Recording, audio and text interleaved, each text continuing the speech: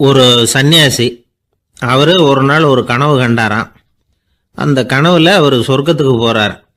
அங்கே ஒரு பெரிய திருவிழா நடந்துக்கிட்டு இருக்குது. எங்கே பார்த்தாலும் அலங்கார வளைவுகள், வண்ணமயமான விளக்குகள், பாதைகள் பூரா மலர்கள், எல்லா கட்டடங்களும் ஒளிமயம். அவ்வளவு கோலாகலமாக பிரம்மாண்டமாக அந்த திருவிழா நடந்துக்கிட்டு இருக்குது. அது என்ன திருவிழாங்கிறது இந்த சன்னியாசிக்கு புரியல. அங்கே எதிரில் வந்துக்கிட்டு இருந்த ஒருத்தரை நிறுத்தி, என்ன விசேஷம் இங்கே அப்படின்னு விசாரிச்சாராம். உனக்கு தெரியாத விஷயம், இன்னைக்கு இறைவனுக்கு பிறந்த நாள், அதை தான் எல்லாரும் சேர்ந்து கொண்டாடுறோம். இதுக்காக பிரம்மாண்டமான ஊர்வலம் ஒன்று வரப்போகுது. இறைவனே அந்த ஊர்வலத்தில் கலந்துக்கிறார் அப்படின்னார் அவர். உடனே அந்த சன்னியாசி ஒரு மரத்து நிழலில் ஒதுங்கி நின்றுக்கிட்டார். ஊர்வலம் வந்துக்கிட்டு இருக்குது. முதல்ல ஒரு குதிரை வந்துக்கிட்டு இருக்கு. அது மேலே ஒருத்தர் உட்காந்துருக்கிறார். அவருக்கு பின்னாடி நிறைய பேர் கூட்டமாக வந்துக்கிட்டு இருக்கிறாங்க. இவ்வளவு கூட்டம் இவர் பின்னாடி வருதே, யார் இவர் அப்படின்னு கேட்டார். ஒரு மதத்தின் பெயரை சொல்லி, இவர் அந்த மதத்தின் தலைவர், அவரை பின்பற்றுகிற மக்கள் கூட்டம் பின்னாடி வந்துக்கிட்டு இருக்குது அப்படின்னு விவரம் சொல்லியிருக்கிறாங்க. இவங்களுக்கு அடுத்தபடியாக இன்னொரு குதிரையில் ஒருத்தர் வந்துக்கிட்டு இருக்கிறார்.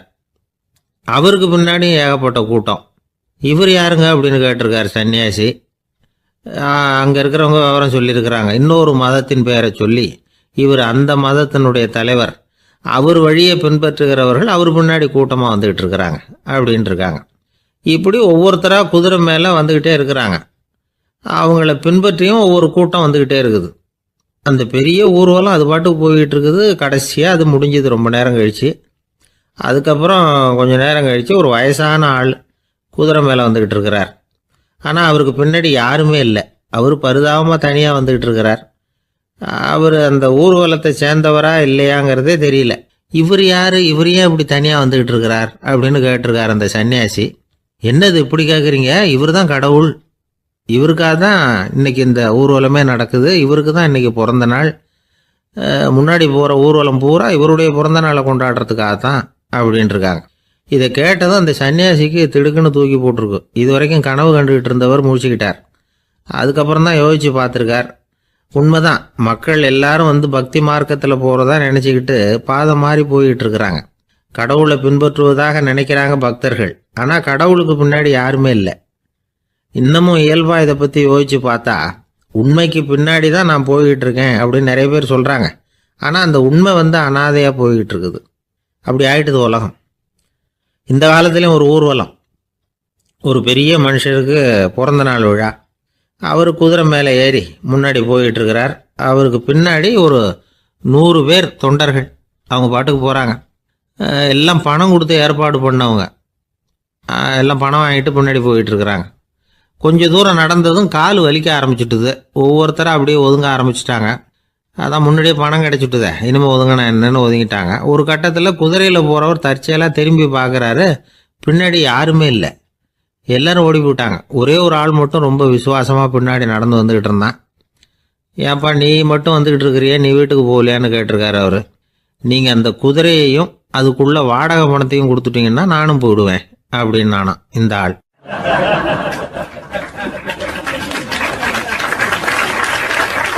ஒரு ஊரில் ஒரு ஆள் இருந்தான். தையல் கடை வச்சுருந்தான். அவங்கிட்ட ஒருத்தன் ஒரு சட்டை துணி எடுத்து கொடுத்து தைக்க சொல்லியிருந்தான். வர்ற சனிக்கிழமை வா, வாங்கிட்டு போ அப்படின்னு அவன் சொல்லியிருந்தான். அதே மாதிரி இவன் வந்தான். அவன் தச்சு வச்சிருந்த சட்டையை கொடுத்தான். இவன் வாங்கி அங்கேயே போட்டு பார்த்தான். கை நீளம் ஒன்றுக்கு ஒன்று வித்தியாசமாக இருந்தது. வலது கை இடது பக்கத்தை விட நீளம் குறைச்சலாக இருந்தது.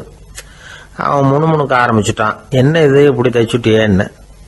இதுக்கு அவன் சொன்னான், ஐயையோ இதுக்காகவா சங்கடப்படுறீங்க, வலது கையை மட்டும் கொஞ்சம் உள்ளே இழுத்தாப்புல வச்சுக்கிட்டீங்கன்னா சரியாக போகுது. மற்றபடி அந்த சட்டையில் உள்ள கலை அம்சத்தை கவனிங்க, எவ்வளோ அற்புதமாக தைச்சிருக்கேன் பாருங்க. ஒரு சின்ன குறைய இப்படிலாம் பொருட்படுத்த வேண்டியதில்லை. நான் சொன்னது மாதிரி கையை கொஞ்சம் உள்ளே இழுத்தது மாதிரி வச்சுக்கிட்டு நடந்து போங்க, ஜோராக இருக்கும் அப்படின்னா. அவனும் யோசிச்சு பார்த்தான். சரியான யோசனையாக தான் தோணுச்சு. கொஞ்சம் முயற்சி பண்ணி வலது கையை கொஞ்சம் உள்ளே இழுத்து சட்டை சரியாக இருக்கிறது மாதிரி பண்ணிக்கிட்டான். இப்போ மறுபடியும் ஒரு பிரச்சனை. வலது கையை உள்ளே இழுத்த மாதிரி அப்படியே வச்சுக்கிட்டதும் முதுகு பக்கம் கொஞ்சம் துணி தளர்த்தியாக தொங்குறது மாதிரி தெரிஞ்சுது. என்ன இது, முதுகு பக்கம் துணி குவிஞ்சுட்டுதே, தொங்குதே அப்படின்னா மறுபடியும் அடடா, இதுக்காகவா கவலைப்படுறீங்க? உடம்ப அதுக்கு தகுந்த மாதிரி கொஞ்சம் வளைச்சிக்கிட்டா சரியா போடுது. இதுக்காக அந்த அழகான தையலை பிரித்து அதில் உள்ள கலை அம்சத்தை கெடுக்கிறதுக்கு என் மனசு இடம் தரல. எவ்வளவுக்கு தளர்த்தியா இருக்கோ அவ்வளவுக்கு கொஞ்சம் உடம்ப வளைச்சி அப்படி குனிஞ்சது மாதிரி போங்க போதும் அப்படின்னா. அதுவும் நல்ல யோசனையாக தான் பட்டுது இவனுக்கு. சரின்னு சொல்லிவிட்டு புறப்பட்டான். தெருவில் இறங்கினான். கையை கொஞ்சம் உள்ளே இழுத்தான். உடம்ப கொஞ்சம் முன்னால் வளைச்சான். சட்டைக்கு தகுந்த மாதிரி உடம்ப பண்ணிக்கிட்டான். மெதுவாக நடந்து போகிறான். இப்போ எதிரில் இன்னொருத்தன் வரான். இவனை பார்க்குறான். இவன் போட்டிருக்கிற சட்டையை பார்க்குறான். ஆஹா அற்புதம்ங்கிறான். சும்மா சொல்லக்கூடாது, ரொம்ப நல்லா இருக்கு. நிச்சயமா இது இந்த ஊர் மேல தெருவில் இருக்கிற ஒருத்தன் இருக்கானே, அவன் தைச்சதா தான் இருக்கணும் அப்படின்னா. இதை கேட்டதும் அவனுக்கு ஆச்சரியம். எப்படி அவ்வளவு கரெக்டா கண்டுபிடிச்சிங்க அப்படின்னு கேட்டிருக்கான். இதுக்கு அந்த வழிபோக்கன்னு சொன்னானா, அவன் ரொம்ப கெட்டிக்காரன். உங்களை மாதிரி உடம்பும் கையும் வளைஞ்சு போன ஒரு ஆசாமிக்கு அவனை தவிர வேற யாராலேயும் இவ்வளவு பொருத்தமான ஒரு சட்டையை தைக்க முடியாது அப்படின்னானா. பாருங்க, அவனுக்காக இவன் அனுசரிக்க போய் இவனோட நிலைமை எப்படி ஆயிடுது பாருங்க. இதே மாதிரி தான் சில சடங்குகளும் சம்பிரதாயங்களும் நம்மளை கோமாளி ஆக்கி விட்டுரும். எதுவா இருந்தாலும் அதுல அறிவுபூர்வமான அணுகுமுறை அவசியம். ஒரு நர்ஸ் அவசரமா ஓடி டாக்டர் கிட்ட சொல்லிச்சான், டாக்டர் ஒரு தப்பு நடந்து போச்சு. 10ஆம் நம்பர் பெட்ல இருக்கிற பேஷண்ட்டுக்கு காலில் ஆபரேஷன் பண்றதுக்கு பதிலாக கையில் ஆபரேஷன் பண்ணி விட்டீங்க. கை ஆபரேஷன் பண்ணிக்க வேண்டிய ஆள் 7ஆம் நம்பர் பெட்ல இருக்கார் அப்படின்னு தான். அதுக்கு ஒரு பதட்டப்படாம சொன்னாராம், பரவாயில்ல இவரை தூக்கி 7ஆம் நம்பர் பெட்ல போட்டுரு அப்படின்னாராம்.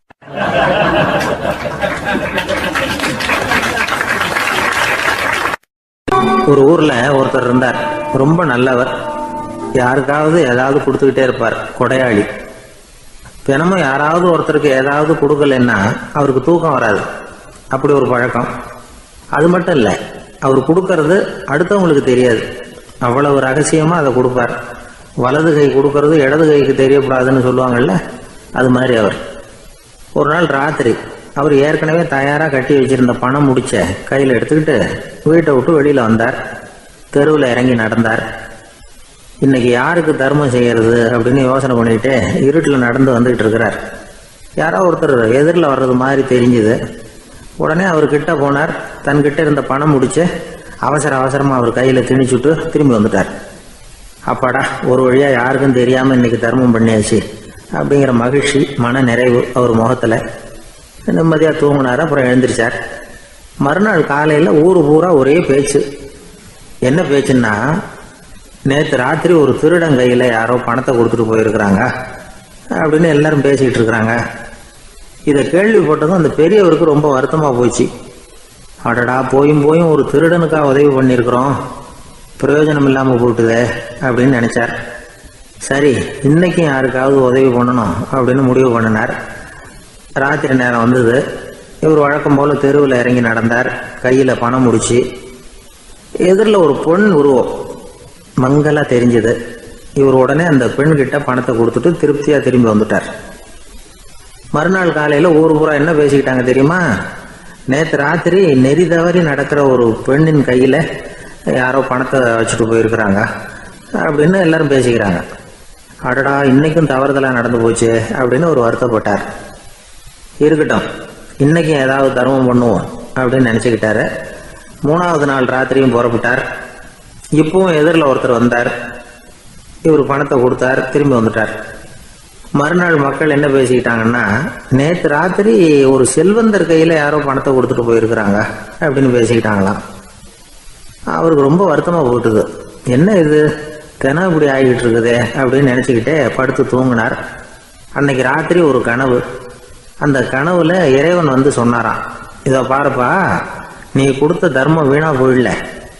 உன்கிட்ட பணம் வாங்கின அந்த திருடன் திருந்திட்டான், அந்த பொண்ணும் திருந்திட்டா, அந்த செல்வந்தனும் கொடையாளி ஆயிட்டான், எல்லாருக்கும் உதவி பண்ண ஆரம்பிச்சுட்டான் அப்படின்னு சொன்னாராம். இந்த கதையை சொன்னவர் யாருன்னா நபிகள் நாயகம். இதுல உள்ள கருத்து என்னன்னா, நல்ல மனசோட தர்மம் பண்ணுனா அது வீணா போறதில்லை. இன்னொரு கருத்து, தர்மம் தன்னை மட்டுமல்ல அடுத்தவங்களையும் தீமையிலிருந்து காப்பாற்றும். இதுதான் நாம புரிஞ்சுக்க வேண்டியது. இந்த காலத்திலயும் இது மாதிரி சில சம்பவங்கள் நடக்கிறது உண்டு. ஒரு பெரியவர் இருட்டில் நடந்து வந்துகிட்டு இருந்தாரு. எதிரில் வந்த ஒருத்தன் வலுக்கட்டாயமாக ஒரு கையை பிடிச்சி ஒரு பண முடிப்பை கொடுத்து வச்சுக்க சொல்லிவிட்டு விலகி போயிட்டான். பெரியவருக்கு ஆச்சரியம், இந்த காலத்திலையும் இப்படி வலது கை கொடுக்கறது இடது கைக்கு தெரியக்கூடாதுன்னு நினைக்கிற கொடையாளிகள் உண்டு போல இருக்கு அப்படின்னு யோசனை பண்ணிக்கிட்டே நடந்தார். கொஞ்சம் தூரம் போயிருப்பாரு. அதுக்குள்ள அதே ஆள் திரும்பி வந்தான். கொடுத்த பண முடிப்பை திருப்பி கொடுங்க அப்படின்னு கேட்டு வாங்கிட்டான். இவருக்கு ஒன்றும் புரியல. ஏன் இப்படி பண்றேன்னார். அது ஒன்றும் இல்லைங்க, கொஞ்ச நேரம் இதை உங்ககிட்ட கொடுத்து வச்சிருந்தேன் அவ்வளவுதான் அப்படின்னா. ஏன்னு கேட்டார். என்னை பின்னாடி போலீஸ் தேடிக்கிட்டு வந்துகிட்டு இருக்குது, அதுதான் அப்படி பண்ணேன், இப்போ போயிட்டுது, இனிமே ஒன்றும் பயம் இல்லை அப்படின்னு சொல்லிவிட்டு அவன் பாட்டுக்கு நடந்து போறான்.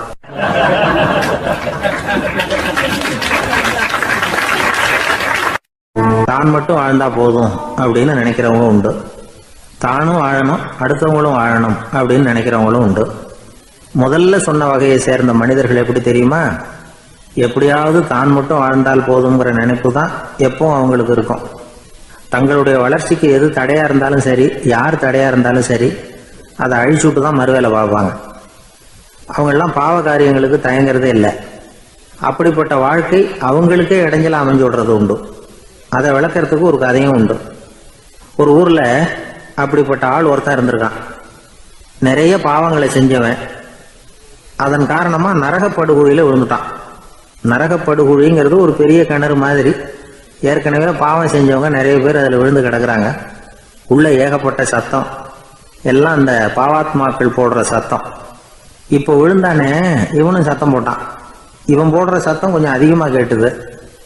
இந்த கிணத்துக்கு பக்கத்துல புத்தர் உட்கார்ந்துருக்கிறார். அவர் காதுல இவன் போடுற சத்தம் விழுந்தது. உடனே அந்த கிணத்தடிக்கு போனார். குனிஞ்சு பார்த்தார். சாமி என்னை காப்பாத்துங்க அப்படின்னு கத்தனான் இவன். புத்தர் அவனை கொஞ்சம் கவனிச்சு பார்த்தார்.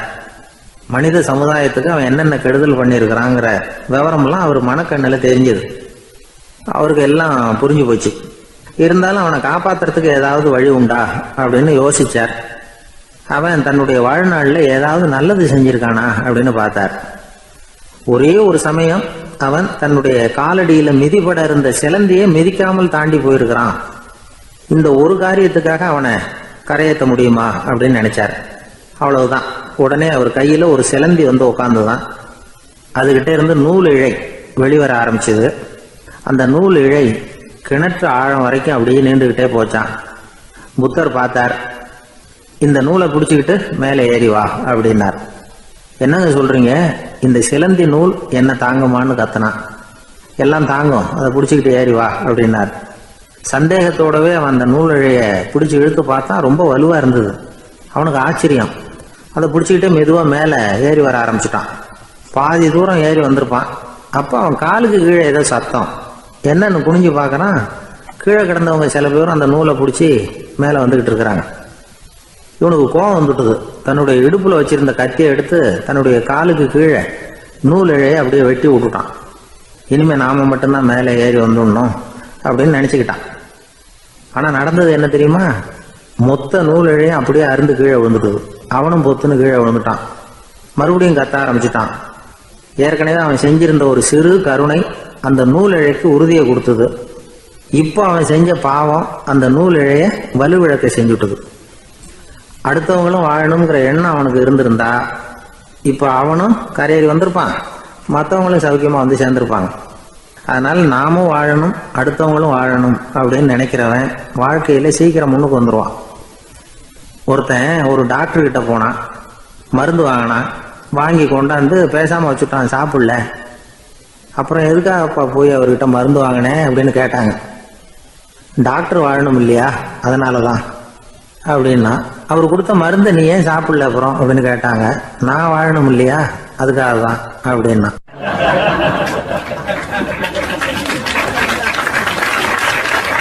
அவர் ஒரு பெரிய குடும்பத்துல பிறந்தவர்.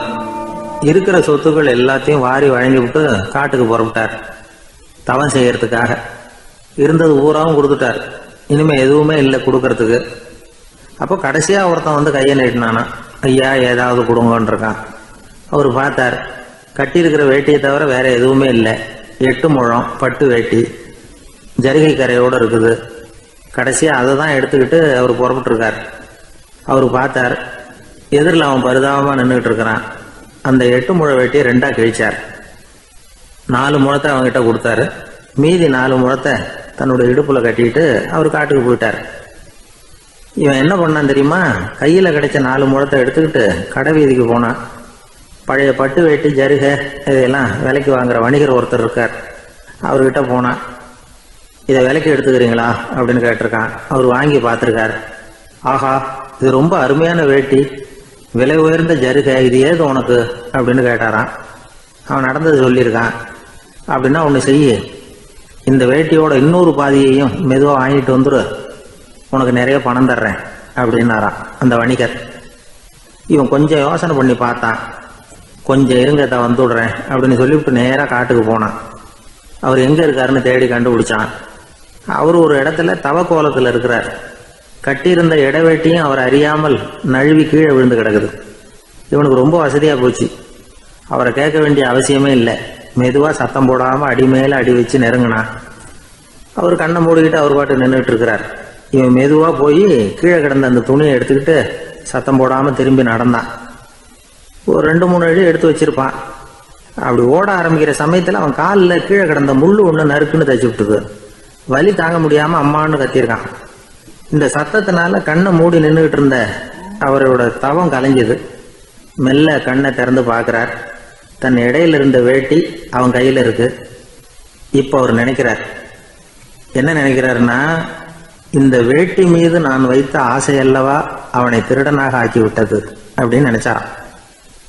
இந்த வேட்டி மேல நாம வச்ச ஆசை அவனை திருடும்படி ஆக்கிவிட்டதே அப்படின்னு நினைச்சாராம்.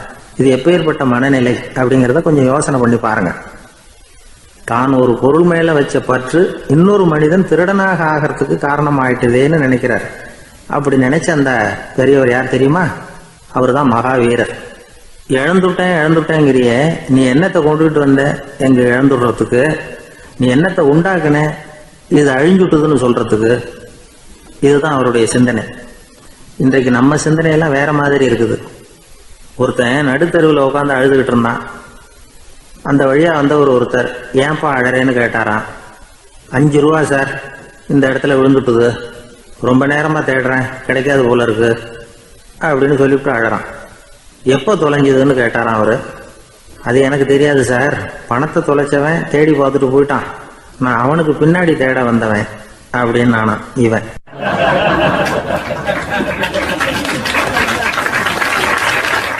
ஒரு ஊர்ல ஒரு ஆள் இருந்தான். அவன் ஒரு நாள் கோயிலுக்கு போனான். கடவுள்கிட்ட வேண்டிக்கிட்டான், எனக்கு ஒரு 1,00,000 ரூபா நீ கொடுத்தா நான் உன் சன்னதியில் ஒரு தேங்காய் உடைக்கிறேன் அப்படின்னு வேண்டிக்கிட்டான். கடவுள் பார்த்தார். உடனே அவன் கண் முன்னாடி தோன்றினார். இந்தா நீ கேட்ட 1,00,000 ரூபாய் அப்படின்னு சொல்லி அவன் கையில் பணத்தை கொடுத்துட்டு மறைஞ்சிட்டார். இவனால் நம்பவே முடியல. இவ்வளவு சுலபமாக கிடைக்கும்னு தெரிஞ்சிருந்தா அனாவசியமாக ஒரு தேங்காய் உடைக்கிறேன்னு வேண்டியிருக்க வேண்டியது இல்லையே அப்படின்னு நினச்சான். இருந்தாலும் வேண்டுதலை நிறைவேற்ற வேண்டியது கடமை. அதுக்காக என்ன பண்ணால், பக்கத்தில் ஒரு கடைக்கு போனான். ஒரு தேங்காயை கையில் எடுத்தான். இது என்ன விலைன்னு கேட்டான். 5 ரூபான்னார் கடையில் இருந்தவர். அதிகமாக இருக்குதே விலைன்னா. அப்படின்னா ஒன்று செய்யுங்க, அடுத்த ஊருக்கு போங்க, அங்கே தென்னந்தோப்பு அதிகம், அதனால் அங்கே இதை விட குறைஞ்ச விலைக்கு கிடைக்கும் அப்படின்னார். சரின்னு அடுத்த ஊருக்கு கிளம்புனான். அங்கே போய் விசாரித்தான். ஒரு தேங்காய் 3 ரூபாய் விலைன்னாங்க. இதுவும் அதிகமாக தெரியுதேன்னா. அப்படின்னா ஒன்று செய்ய, அதோ அந்த ஆற்று ஓரமாக ஒரு தென்னை மரம் இருக்கு பார், அதில் நீயே ஏறி பறிச்சுக்கோ, ஒரு தேங்காய்க்கு 1 ரூபா கொடுத்தா போதும் அப்படின்னார் அந்த தோப்புக்கு சொந்தக்காரர். இவனுக்கு மரம் ஏற தெரியாது. இருந்தாலும் ஆசை யார விட்டுது, விலை சல்லிசாக இருக்குதே. ஆற்று ஓரம் போனால் தட்டு தடுமாறி அந்த மரத்தில் ஏறினா அந்த தென்னை மரம் வளைஞ்சி ஆற்று பக்கம் போய் அப்புறம் நிமிர்ந்து இருந்தது. அதாவது மரத்தின் உச்சி சரியாக ஆற்றுக்கு நடுவில் இருந்தது. ஆற்றுல வெள்ளம் கரை புரண்டு ஓடிக்கிட்டு இருக்கு. இவன் கடவுள் கொடுத்த 1,00,000 ரூபாயை மடியில் வச்சு இறுக்கி கட்டிக்கிட்டான். உச்சிக்கு போய் காய் பறிக்கிற சமயத்தில் காற்று மழையும் பலமாக கலந்து அடிக்க ஆரம்பிச்சுட்டுது. கால் வழுக்கி விட்டுட்டுது. இவன் சடார்னு ஒரு தென்னை மட்டையை பிடிச்சிக்கிட்டு தொங்க ஆரம்பிச்சிட்டான். கீழே பயங்கரமான வெள்ளம், மடியில் 1,00,000 ரூபா பணம், என்ன செய்கிறதுன்னு தவிக்கிறான். இந்த சமயம் கரையில் ஒரு யானை பாகன் யானையை குளிப்பாட்டிக்கிட்டு இருக்கிறான். அது அவன் கண்ணில் பட்டுது. ஐயா ஒரு உதவின்னு கத்துனான். அவன் என்ன செய்யணும்னு கேட்டான். உன் யானையை மெதுவாக இங்கே அழைச்சிட்டு வா, எனக்கு நேராக கீழே நிறுத்து, என் காலை பிடிச்சி மெதுவாக கீழே இறக்கி விட்டுரு, என் மடியில் இருக்கிற பணத்தில் உனக்கு 10,000 ரூபா தரேன் அப்படின்னா. அவன் பார்த்தான். காலை கையை பிடிச்சா கூட எவனும் இந்த காலத்தில் 10 ரூபாய்க்கு மேலே தரமாட்டேங்கிறான், இவன் காலை பிடிச்சா 10,000 தர்றேங்கிறான் அப்படின்னு யோசனை பண்ணால் உடனே யானையை கொண்டுட்டு போனான். அவனுக்கு நேராக கீழே நிறுத்தினான். அவன் காலை பிடிச்சான், அவ்வளவுதான். அந்த நேரம் பார்த்து யானை மெதுவாக நடந்து அப்பால் போட்டுது. இப்போ யானைப்பாகன் அவன் காலை கெட்டியாக பிடிச்சிக்கிட்டு தூங்குறான். பரிதாபமாக மேலே பார்க்குறான், அவன் மட்டையை பிடிச்சிக்கிட்டு தூங்குறான். இப்போ யானைப்பாகன் சொல்கிறான், தம்பி மட்டையை விட்டுறாத, கெட்டியாக பிடிச்சிக்கோ, நான் உனக்கு 10,000 ரூபா தரேன், இதோ மடியில் தான் வச்சுருக்கேன்னா. மேலே தொங்குறவனுக்கு இந்த நிலைமையிலேயும் ஒரு சந்தோஷம், மேற்கொண்டு ஒரு 10,000 ரூபா நமக்கு கிடைக்கும் போல இருக்கே அப்படின்னு. இந்த சமயத்தில் ஒருத்தன் ஒட்டகத்தை ஓட்டிகிட்டு வந்தான் அந்த பக்கமாக குளிப்பாட்டுறதுக்கு. யானைப்பாகன் பார்த்துட்டான், ஐயா ஒட்டகக்காரரே, அதை இங்கே கொண்டுட்டு வா, எங்கள் காலை பிடிச்சி பத்திரமா இறக்கி விடு, நாங்கள் பணம் கொடுக்குறோம்னா. அவனும் பணத்துக்கு ஆசைப்பட்டு வந்தான். அவன் காலை பிடிக்கிற சமயம் ஒட்டகமும் நழுவி போட்டுது. இப்போ 3 பேருமே வரிசையாக தொங்குறாங்க. ஒட்டகக்காரன் கத்துறான், தம்பி மட்டையை விட்டுறாத, கெட்டியாக பிடிச்சிக்கோ, நான் என் மடியில் இருக்கிற 5,000 உனக்கு தந்துடுறேன்னா. மேலே தொங்குறவனுக்கு இன்னமும் சந்தோஷம், இவனும் பணம் தர்றேங்கிறான் அப்படின்னா இன்றைக்கி நமக்கு மொத்த பண வரவு எவ்வளவு அப்படின்னு ஒவ்வொன்றா கூட்டி பார்க்க ஆரம்பித்தான். மனக்கணக்கு சரியாக வரல, அதனால் அப்படியே விரலை விட்டு எண்ண ஆரம்பித்தான். அவ்வளவுதான், மட்டையை விட்டுட்டு கை நழுவி வந்துட்டுது. 3 பேரும் பொத்துன்னு ஆற்றுல விழுந்தாங்க. படாத பாடுபட்டு தட்டு தடுமாறி கரைக்கு வந்து சேர்ந்தாங்க. 3 பேர் மடியில் இருந்த பணமும் ஆற்றோட போட்டுது. பேராசை பெருநஷ்டம் அப்படின்னு ஒரு பழமொழி இருக்குல்ல, அதை விளக்கறதுக்காக சொல்லப்பட்ட கதை இது. இந்த காலத்தில் ஒருத்தர் ஒரு நீச்சல் குளத்தில் நீச்சல் அடிச்சுக்கிட்டு இருக்கிறார். காவலுக்கு இருந்தவர் அதை கவனிச்சுட்டார். கரையிலேருந்து சத்தம் போட்டாராம், இதோ பாருங்க, இங்கே ராத்திரி 8 மணிக்கு மேலே நீச்சல் அடிக்கிறது சட்டப்படி குற்றம், அதுக்கு அனுமதி கிடையாது, தெரியாதா உங்களுக்கு அப்படின்னாராம். இதுக்கு அவர், ஐயையோ நான் நீச்சல் அடிக்க வந்தவன் இல்லைங்க, சும்மா சுற்றி பார்க்க வந்தவன், தடுமாறி குளத்தில் விழுந்துட்டேன், நீச்சல் தெரியாது, அதனால் தத்தளிச்சுக்கிட்டு இருக்கிறேன் அப்படின்னு கத்துனாராம். கரையில் இருந்தவர் பார்த்தார், ஓ அப்படின்னா சரி, அதுக்கு ஒன்றும் தடை இல்லை அப்படின்னு சொல்லிவிட்டு அவர் பாட்டு நடந்து போயிட்டாராம்.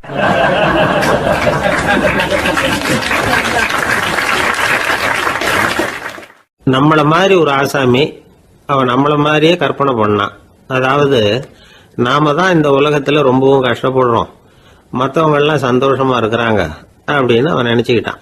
அவன் ஒரு நாள் கடவுளை வேண்டிக்கிட்டானா, சுவாமி இந்த உலகத்துல எவ்வளவோ பேர் இருக்கிறாங்க, ஒவ்வொருத்தருக்கும் ஒவ்வொரு விதமான கஷ்டம் இருக்கலாம், ஒத்துக்கிறேன், இருந்தாலும் எனக்கு அது கொஞ்சம் அதிகமா இருக்கிறது மாதிரி தெரியுது, அதனால நீங்க எனக்காக ஒரு சின்ன உதவி செஞ்சா போதும். அது வேற ஒண்ணும் இல்லை, என்கிட்ட இருக்கிற துயரங்களை இன்னொருத்தர் யாருகிட்டயாவது கொடுத்துருங்க, அவர்கிட்ட இருக்கிற துயரங்களை என்கிட்ட மாத்தி கொடுத்துருங்க, ஒரு மியூச்சுவல் டிரான்ஸ்ஃபர், அவ்வளவுதான், அப்படி பண்ணிவிட்டா போதும் அப்படின்னு வேண்டிக்கிட்டானான். அன்னைக்கு ராத்திரியே அவன் ஒரு கனவு கண்டிருக்கான். வானத்திலிருந்து ஒரு குரல் கேட்டிருக்கு. அது என்ன சொல்லிச்சு தெரியுமா? ஏ ஜனங்களே, எல்லாரும் அவங்க கஷ்டங்களை ஒரு பையில போட்டு எடுத்துக்குங்க, அப்படி எடுத்துக்கிட்டு நேரா இந்த ஊர் எல்லையில இருக்கிற கோயிலுக்கு வந்து சேருங்க அப்படின்னு அந்த குரல். ஆஹா, கடவுள் நம்ம பிரார்த்தனைக்கு செவி சாய்ச்சுட்டார் அப்படின்னு சந்தோஷப்பட்டான் இவன். உடனே என்ன பண்ணா, தன்கிட்ட இருந்த கஷ்டத்தையெல்லாம் ஒரு சாக்கு பையில போட்டு எடுத்துக்கிட்டான். வீட்டை விட்டு வெளியில வந்தான். தெருவில் இறங்கி நடக்கிறான். அங்க பார்த்தா ஏகப்பட்ட பேர் ஆளுக்கு ஒரு பைய தூக்கிக்கிட்டு கோயிலுக்கு போயிட்டு இருக்கிறாங்க. சில பேர் மூட்டையா கட்டி தலையில சுமந்துக்கிட்டு போயிட்டு இருக்கிறாங்க. இவன் பார்த்தான். இவனுக்கு ரொம்ப ஆச்சரியமா இருந்தது. ஏன்னா எல்லாரும் வச்சிருக்கிற பைய இவன் பைய விட பெருசா இருந்தது. இவன் பை தான் இருக்கிறதுலயே கொஞ்சம் சின்னதா தெரிஞ்சது. இப்ப அவன் மறுபடியும் சாமியை வேண்டிக்கிட்டான், கடவுளே இப்ப உள்ள சூழ்நிலையை கவனிச்சா என்கிட்ட இருக்கிற பைய பரவாயில்லன்னு தோணுது, அதனால வேற பைய எதையும் மாத்த வேணாம், இதுவே பரவாயில்ல, இந்த பையோட திரும்பி வீட்டுக்கு போனா போதும்னு நினைக்கிறேன் அப்படின்னு ஏதோ நினைக்க ஆரம்பிச்சுட்டான். எல்லாரும் கோயிலுக்கு போய் சேர்ந்தாங்க. கோயில்ல அந்த குரல் மறுபடியும் கேட்டுது. எல்லாரும் அவங்கவுங்க பைகளை சோகத்துல தொங்க விடுங்க, திடீர்னு விளக்குகள் அணையும், மணி அடிக்கப்படும், அதுதான் அடையாளம். அந்த சமயத்துல இருட்டுல உங்களுக்கு வேண்டிய பைய நீங்க மாத்தி எடுத்துக்கலாம், தேர்ந்தெடுத்துக்கலாம். வெளிச்சம் இருக்கிறப்பவே உங்களுக்கு பிடிச்ச பைக்கு பக்கமா பார்த்து நீங்க நின்னுக்கலாம் அப்படின்னு சொல்லி விவரம் சொல்லிச்சான் அந்த குரல். அப்படி சொன்னதுக்கு அப்புறம் திடீர்னு விளக்கு அணைஞ்சுது, மணி அடிச்சுது. கொஞ்ச நேரம் கழிச்சு மறுபடியும் விளக்குகள்லாம் எரிஞ்சுது. இப்போ பார்த்தா எல்லாரும் அவங்கவுங்க பையையே கெட்டியா பிடிச்சிட்டு நிக்கிறாங்க.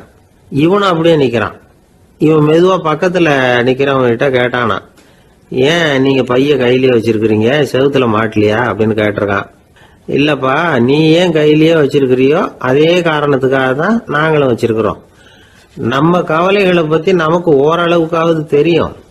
ஆனா மற்றவங்க கவலைகள் நமக்கு பரிச்சயம் இல்லாதவை, பழக்கம் இல்லாதது. அதனால நமக்கு தெரிஞ்ச கவலைகளை சமாளிக்கிறது சுலபம். தெரியாததை சமாளிக்கணும்னா மறுபடியும் ஆரம்பத்தில இருந்து ஆரம்பிக்கணும். அதனால பழைய நண்பர்களோடு வாழறது தான் மேல் அப்படின்னு ஆனான். அதுக்கப்புறம் அவன் தன்னோட பைய போதும்னு வீட்டுக்கு திரும்பி வந்துட்டானான். இது ஒரு பெரியவர் சொல்லி இருக்கிற கதை.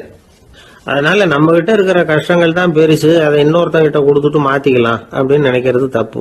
இதே மாதிரி இன்னொரு சம்பவம். ஒரு ஊர்ல ஒரு நாள் ராத்திரி ஆகாயத்திலிருந்து கடவுள் குரல் கேட்குது. இந்த ஊர்ல இருக்கிற ஜனங்கள்லாம் கொஞ்சம் கவனிங்க, உங்களுக்கு ஒரு செய்தி. அதாவது இங்க இருக்கிற ஜனங்கள்லயே கொஞ்சம் கூட கவலையே இல்லாத ஆள் யாருன்னு எனக்கு தெரியணும். அதனால எல்லாரும் அவங்க கவலைகளை ஒரு பையில போட்டு எடுத்துக்கிட்டு கோயிலுக்கு வாங்க அப்படின்னாரு கடவுள். உடனே வரிசையா எல்லாரும் வர ஆரம்பிச்சாங்க. எல்லார் கையிலையும் பை இருந்தது, சின்னதும் பெருசுமா. கவலையே இல்லாத ஆள் யாருன்னு தேடினார் கடவுள். ஒரே ஒரு ஆள் மட்டும் கையில எதுவும் இல்லாம வெறும் கையை வீசிக்கிட்டு ரொம்ப ஜாலியா நடந்து வந்துகிட்டு இருந்தான். கடவுள் அவங்ககிட்ட போனார். ஏப்பா, உனக்கு கவலையே இல்லையா அப்படின்னு கேட்டார். எனக்கும் சில கவலைகள்லாம் உண்டு அப்படின்னு அவன். எங்க அதெல்லாம்னு கேட்டிருக்காரு கடவுள். பின்னாடி லாரியில வந்துகிட்டு இருக்கு அப்படின்னு அவன்.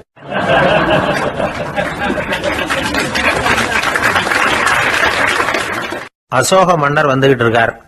அவருடைய ஆலோசகர்கள் எல்லாம் பக்கத்துல வந்துகிட்டு இருக்கிறாங்க. அந்த சமயத்துல எதிரில் ஒரு புத்த பிக்ஷு வர்றார். அசோகர் பார்க்கிறார். ஓடி போய் அவர் காலில் விழுந்து வணங்குறார். அசோக மன்னரின் தலை அந்த புத்த துறவியின் பாதத்துல பட்டுக்கிட்டு இருக்கு. பக்கத்துல நின்றுகிட்டு இருந்த அமைச்சருக்கு இது ரொம்ப சங்கடமா போச்சு. ரொம்ப வருத்தப்பட்டார். நம்ம அசோக சக்கரவர்த்தி எப்பேற்பட்டவர், அவரோட தலை ஒரு சன்னியாசியின் பாதத்துல படுறதா அப்படின்னு நினைச்சு ரொம்ப கவலைப்பட்டார். அரண்மனைக்கு திரும்பினதும் அமைச்சர் மெதுவா ஆரம்பிச்சார். அரசே, எனக்கு ரொம்ப வருத்தமா இருக்குது அப்படின்னார். எதுக்குன்னார் மன்னர். அசோக சக்கரவர்த்தியின் தலை, அதாவது அந்த சிரம், ரொம்ப மதிப்புமிக்க ஒன்று. அது ஒரு சன்னியாசியின் காலில் படலாமா அப்படின்னார். அசோகர் பதில் சொல்லல, சிரிச்சார், போயிட்டார். அதுக்கப்புறம் ஒரு சரியான சந்தர்ப்பத்துக்காக காத்துக்கிட்டு இருந்தார். ஒரு நாள் அமைச்சரை கூப்பிட்டார். எனக்கு 3 தலைகள் வேணும் அப்படின்னார். சொல்லுங்க, கொண்டுகிட்டு வரேன் அப்படின்னார் அமைச்சர். அசோகர் சொன்னார், முதல்ல எனக்கு தேவையானது ஒரு ஆட்டின் தலை, 2வது ஒரு புலியின் தலை, 3வது ஒரு மனிதனின் தலை. இதுதான் அசோகர் கேட்டது. எங்க இருந்தாலும் கொண்டு வாங்கன்னார். அமைச்சர் புறப்பட்டார். ஆட்டுத்தலை, புலித்தலை கிடைச்சிட்டுது. அப்புறமா ஒரு சுடுகாட்டுக்கு போய் ஒரு மனித தலையும் சேகரம் பண்ணிட்டு ராஜா கிட்ட வந்துட்டார். அரசே, உங்கள் ஆணைப்படி 3 தலைகளையும் கொண்டு வந்திருக்கிறேன்னார். அசோகர் பார்த்தார். ரொம்ப நல்லது, இப்ப இது 3ஐயும் எடுத்துக்கிட்டு போய் சந்தையில வித்துட்டு வாங்க அப்படின்னார். அமைச்சர் அதுகளை எடுத்துக்கிட்டு சந்தைக்கு போனார். முதல்ல ஆட்டுத்தலை நல்ல விலைக்கு வித்து போச்சு. நல்ல விலை கொடுத்து வாங்கிட்டு போட்டாங்க. அடுத்தபடியா புலி தலைய ஒருத்தர் வாங்கிட்டார். அதை பாடம் பண்ணி வீட்டில் மாட்டி வைக்கலாமே அப்படின்னு நினைச்சு அதையும் வாங்கிட்டு போட்டார். மனித தலையை மட்டும் வாங்கறதுக்கு யாரும் முன் வரல. எல்லாரும் அதை பார்த்துட்டு விலைக்கு போக ஆரம்பிச்சாங்க. அமைச்சர் திரும்பி வந்தார். அரசே, இந்த தலையை மட்டும் யாரும் வாங்க மாட்டேங்கிறாங்க அப்படின்னார். சரி, பரவாயில்ல, இதை இலவசமாவே எனாமாவே யாருக்கிட்டையாவது கொடுத்துட்டு வந்துருங்க அப்படின்னார். அமைச்சர் மறுபடியும் சந்தைக்கு போனார். இதை இலவசமா தரேன், இதை வாங்கிக்கோங்க அப்படின்னார். அப்பவும் அதை யாரும் வாங்கிக்கிறதுக்கு தயாரா இல்லை. மறுபடியும் திரும்பி மன்னர்கிட்ட விவரத்தை சொன்னார். இப்போ மன்னர் சொல்றார், அமைச்சரே, உயிர் இருக்கிற வரைக்கும் தான் இந்த தலைக்கு மதிப்பு. ஜீவன் போனதுக்கு அப்புறம் அதோட மதிப்பும் போயிடுது. அதனால மதிப்பு இருக்கும் பொழுதே பெரியவர்கள் பாதம் பணிந்து அந்த புனிதத்தை பெற்றுக்கொள்ளணும் அப்படின்னார். பணிவுங்கிறது வேற, அடிமைத்தனம்ங்கிறது வேற. பெரியவர்களை பணிவது நமக்கு பெருமை தரக்கூடிய விஷயம்.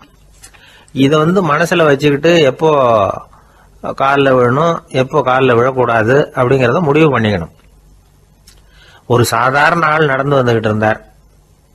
எதிரில் வந்த ஒரு பெரிய மனுஷன் ஓடி போய் அவர் காலில் விழுந்து தன்னுடைய தலையை அவர் பாதத்துல கொண்டு போய் வச்சார். கொஞ்ச நேரம் கழிச்சு எழுந்திரிச்சு வந்துட்டார். வந்த பிறகு இவரை கேட்டேன், ஏன் திடீர்னு ஓடி போய் அந்த ஆளு காலில் விழுந்தீங்க அப்படின்னேன். அவர் போட்டிருக்கிறது என்னோட காணாம போன செருப்பான்னு கண்டுபிடிக்கிறதுக்காக அப்படி விழுந்தேன் அப்படின்னார்.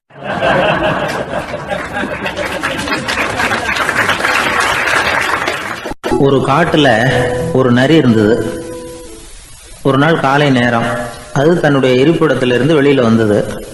கொஞ்ச தூரம் நடந்து வந்தது. அப்பதான் அது தன்னோட நிழலை கவனிச்சு பார்த்தா அது ரொம்ப நீளமா பெருசா இருக்குது. காலை நேரத்துல நிழல் அப்படித்தானே இருக்கும். ஆனா அந்த நரிக்கு அந்த விஷயம் தெரியல. தன்னுடைய நீண்ட பெரிய நிழலை பார்த்து ஆச்சரியப்பட்டது. ஆஹா, நாம இவ்வளவு பெருசாவா இருக்கிறோம் அப்படின்னா என்னுடைய காலை சாப்பாட்டுக்கு ஒரு யானை இல்லைன்னா ஒரு ஒட்டகம் கிடைச்சாதான் சரியா இருக்கும் போல இருக்கு அப்படின்னு முடிவு பண்ணிக்கிட்டது. உடனே ஒரு யானை அல்லது ஒட்டகத்தை தேடி அலைஞ்சது, எங்க கிடைக்கும்னு. கிடைக்கவே இல்லை. மத்தியானம் 12 மணி ஆயிட்டுது. பசியோட அலையுது. இப்ப தன்னோட நிழலை பார்த்தது. அது மத்தியான நிழல் எப்படி இருக்கும்? அது ரொம்பவும் குறுகி போய் தெரிஞ்சுது. உடனே அந்த நரி என்ன நினைச்சுக்கிட்டு தான் தெரியுமா? காலை ஆகாரம் சாப்பிடாததுனால நம்ம உடம்பு இப்படி அழிச்சு போட்டுதே அப்படின்னு நினைச்சுக்கிட்டு தான். கொஞ்ச நேரம் கழிச்சு மறுபடியும் தன்னுடைய நிழலை பார்க்குது. அது இன்னமும் குறுகி போய் காலடியிலேயே வந்துட்டுது. அதுக்கு பயமா போயிடுது. ஐயோ, இன்னும் கொஞ்ச நேரத்துல நாம இறந்துருவோம் போல இருக்க. இப்ப என்ன செய்யறது? இந்த சமயத்துல ஒரு எறும்பு கிடைச்சா கூட போதும், அதை நம்ம காலை ஆகாரமா நினைச்சு சாப்பிட்டுள்ளாமே அப்படின்னு நினைச்சுதான். நம்முடைய நிழல் கூட நம்மள மாதிரியே தான் அடிக்கடி மாறிக்கிட்டே தான் இருக்குது. அது எப்பவும் ஒரே மாதிரி இருக்கிறது இல்ல. மனிதனுக்கு ஏற்படுகிற தன்முனைப்பு இருக்கு பாருங்க, ஈகோ, அது கூட ஒரு நிழல் மாதிரி தானா. அப்படி நினைக்க ஆரம்பிச்சுட்டா அதனால ஏதும் பிரச்சனை வராதான். தன்முனைப்பை நிழல் போலவே ஏற்றுக்கொள்ளுங்கள் அப்படிங்கிறது பெரியவங்க கருத்து. ஒரு காரியத்தை வெற்றிகரமா நல்ல விதமா செஞ்சு முடிக்கிறோம்னு வச்சுக்கோங்க. அந்த சமயத்துல ஒரு வித நுட்பமான தற்பெருமை நமக்குள்ள உண்டாகுது. இது இயற்கையானது, அதனால இது மேல பற்று வைக்கக்கூடாது.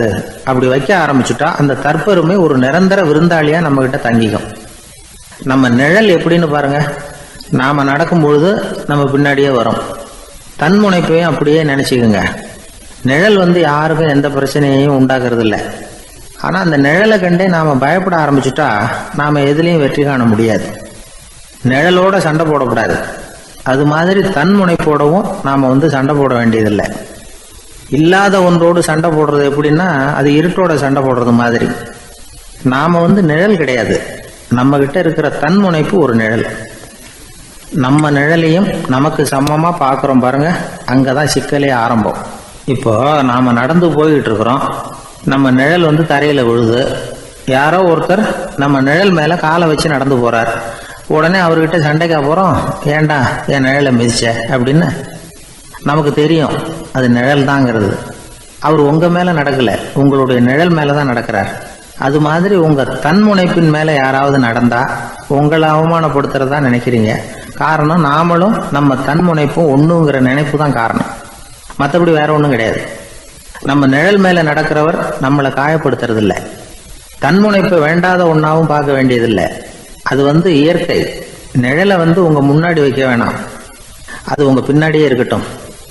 நிழலின் நிழலாகி விடாதீர்கள், நீங்கள் நீங்களாகவே இருங்கள். இதுதான் சான்றோர் சிந்தனை. ஒரு பேருந்துல ஒரே நெரிசல். ஒருத்தர் பக்கத்துல நின்றுகிட்டு இருந்தவர்கிட்ட ரொம்ப பணிவா விசாரிச்சார், ஏன் சார், நீங்க ஏதாவது பெரிய உத்தியோகத்துல இருக்கிறீங்களா அப்படின்னார்.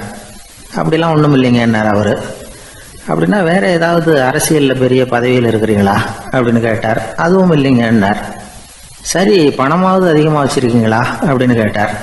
அப்படிலாம் ஒன்றும் கிடையாது சார்னார் அவரு. அப்புறம் எதுக்குடா என் காலை மிதிச்சுக்கிட்டு இருக்கிற, இடரா காலை அப்படின்னாராம் இவர்.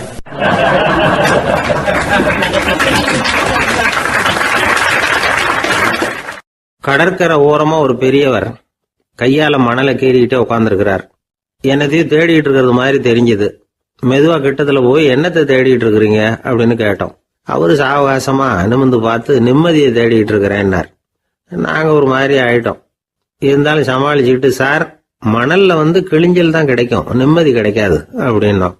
சரி, இன்னைக்கு வசமா நம்ம கிட்ட ஒரு ஆள் மாட்டிக்கிட்டார் அப்படின்னு நினைச்சு அவர் பக்கமா போய் உட்காந்துக்கிட்டு கதை சொல்ல ஆரம்பிச்சிட்டோம். ஒரு பெரிய மன்னர் இருந்தார். அவருக்கு எல்லா வசதியும் இருந்தது. இருந்தாலும் ஒரே ஒரு குறை.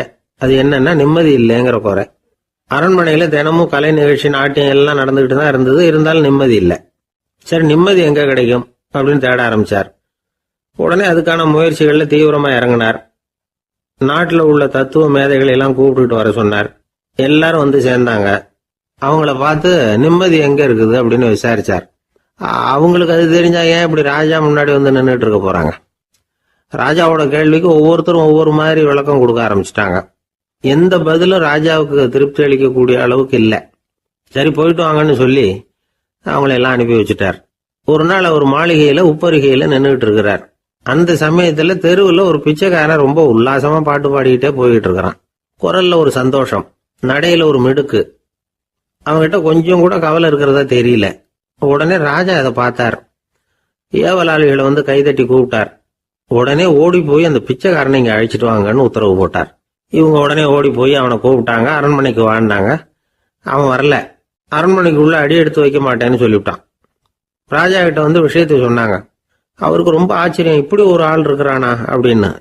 சரி, அவன் என்னதான் சொல்றான் அப்படின்னு விசாரிச்சார். இவங்க மறுபடியும் தெருவுக்கு போய் கேட்டாங்க. என்னை பார்க்கணும்னா ராஜா விருப்பப்பட்டாருன்னா அவரை வேணும்னா இங்க வர சொல்லுங்க அப்படின்னு சொல்லிவிட்டான். அதை வந்து ராஜா கிட்ட சொன்னாங்க. அவருக்கு கோபம் வரல.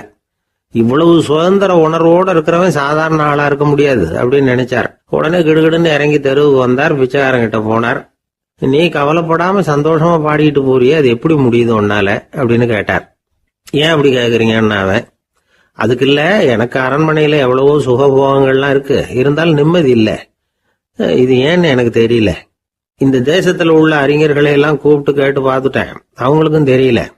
உன்னை கேட்டா தெரியும்னு நினைச்சேன், அதனாலதான் சந்திக்கிறதுக்கு ஆசைப்பட்டேன். ஆனா நீ வரமாட்டேன்னு விட்டியே அப்படின்னார்.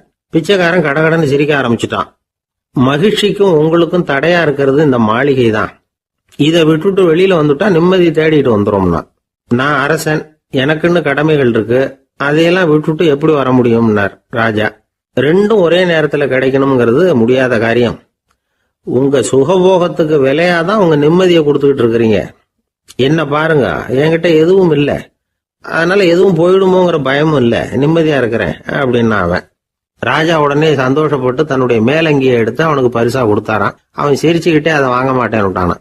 இதை நீங்க எனக்கு கொடுக்கறதுனால எந்த பயனும் இல்லை, அதே நேரத்துல அதை வாங்கிட்டேன்னா அடுத்த வினாடியிலிருந்து அதை எப்படி காப்பாத்துறதுங்கிற கவலை எனக்கு வந்து சேர்ந்துரும், அப்புறம் தூக்கம் வராது, நிம்மதி போயிடும் அப்படின்னானா. சொல்லிவிட்டு அவன் பாட்டுக்கு சந்தோஷமா பாடிக்கிட்டே போயிட்டான். நிம்மதி எங்க இருக்குங்கிறதையும் ராஜா தெரிஞ்சுக்கிட்டார். அந்த இடத்துக்கு தன்னால போக முடியாதுங்கிறதையும் அவர் புரிஞ்சுக்கிட்டார். இப்படி இந்த கதைய அந்த கடற்கரையில மணலை கீறிக்கிட்டே உட்கார்ந்துருந்தார அந்த பெரியவர்கிட்ட சொல்லி முடிச்சோம். அவர் முகத்துல ஒரு தெளிவு தெரிஞ்சது. எங்களை நிமிர்ந்து பார்த்தார். ரொம்ப நன்றிங்க, இப்ப எனக்கு தெரிஞ்சு போச்சு, நிம்மதி வேணும்னா அதுக்கு என்ன பண்ணணும்னு இப்ப நல்லா புரிஞ்சுக்கிட்டேன் அப்படின்னார். என்ன புரிஞ்சுக்கிட்டீங்கன்னு கேட்டோம். இனிமே இந்த பக்கம் வந்தா உங்க கண்ணுல படாத இடமா பார்த்து உட்காரணும்னு புரிஞ்சுக்கிட்டேன் அப்படின்னார்.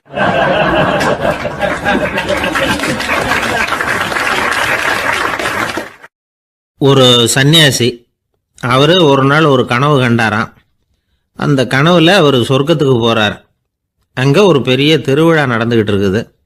எங்க பார்த்தாலும் அலங்கார வளைவுகள், வண்ணமயமான விளக்குகள், பாதைகள் பூரா மலர்கள், எல்லா கட்டடங்களும் ஒளிமயம். அவ்வளவு கோலாகலமா பிரம்மாண்டமா அந்த திருவிழா நடந்துகிட்டு இருக்குது. அது என்ன திருவிழாங்கிறது இந்த சன்னியாசிக்கு புரியல. அங்க எதிரில் வந்துகிட்டு இருந்த ஒருத்தரை நிறுத்தி, என்ன விசேஷம் இங்க அப்படின்னு விசாரிச்சாராம். உனக்கு தெரியாத விஷயம், இன்னைக்கு இறைவனுக்கு பிறந்த நாள், அதை தான் எல்லாரும் சேர்ந்து கொண்டாடுறோம். இதுக்காக பிரம்மாண்டமான ஊர்வலம் ஒன்று வரப்போகுது, இறைவனே அந்த ஊர்வலத்தில் கலந்துக்கிறார் அப்படின்னார் அவர். உடனே அந்த சன்னியாசி ஒரு மரத்து நிழல்ல ஒதுங்கி நின்றுக்கிட்டார். ஊர்வலம் வந்துகிட்டு இருக்குது. முதல்ல ஒரு குதிரை வந்துகிட்டு இருக்கு, அது மேலே ஒருத்தர் உட்காந்துருக்கிறார். அவருக்கு பின்னாடி நிறைய பேர் கூட்டமாக வந்துகிட்டு இருக்கிறாங்க. இவ்வளவு கூட்டம் இவர் பின்னாடி வருதே, யார் இவர் அப்படின்னு கேட்டார். ஒரு மதத்தின் பெயரை சொல்லி, இவர் அந்த மதத்தின் தலைவர், அவரை பின்பற்றுகிற மக்கள் கூட்டம் பின்னாடி வந்துகிட்டு இருக்குது அப்படின்னு விவரம் சொல்லியிருக்கிறாங்க. இவங்களுக்கு அடுத்தபடியா இன்னொரு குதிரையில் ஒருத்தர் வந்துகிட்டு இருக்கிறார். அவருக்கு பின்னாடி ஏகப்பட்ட கூட்டம். இவர் யாருங்க அப்படின்னு கேட்டிருக்காரு சன்னியாசி. அங்கே இருக்கிறவங்க விவரம் சொல்லியிருக்கிறாங்க. இன்னொரு மதத்தின் பெயரை சொல்லி, இவர் அந்த மதத்தினுடைய தலைவர், அவர் வழியை பின்பற்றுகிறவர்கள் அவர் பின்னாடி கூட்டமாக வந்துகிட்டு இருக்கிறாங்க அப்படின்ட்டு இருக்காங்க. இப்படி ஒவ்வொருத்தராக குதிரை மேலே வந்துக்கிட்டே இருக்கிறாங்க. அவங்கள பின்பற்றியும் ஒவ்வொரு கூட்டம் வந்துக்கிட்டே இருக்குது. அந்த பெரிய ஊர்வலம் அது பாட்டுக்கு போய்கிட்டு இருக்குது. கடைசியாக அது முடிஞ்சது ரொம்ப நேரம் கழித்து. அதுக்கப்புறம் கொஞ்சம் நேரம் கழித்து ஒரு வயசான ஆள் குதிரை மேலே வந்துக்கிட்டு இருக்கிறார். ஆனால் அவருக்கு பின்னாடி யாருமே இல்லை.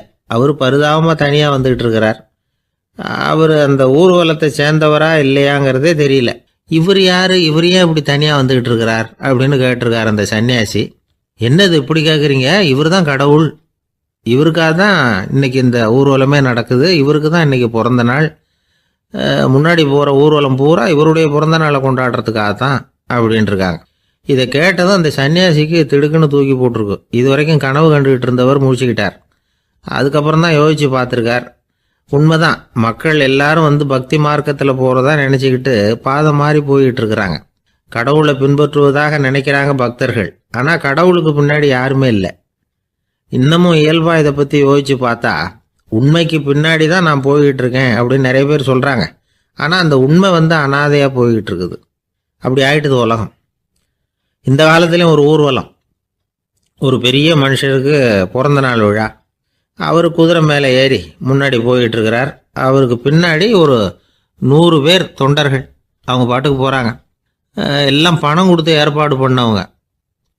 எல்லாம் பணம் வாங்கிட்டு முன்னாடி போயிட்டு இருக்கிறாங்க.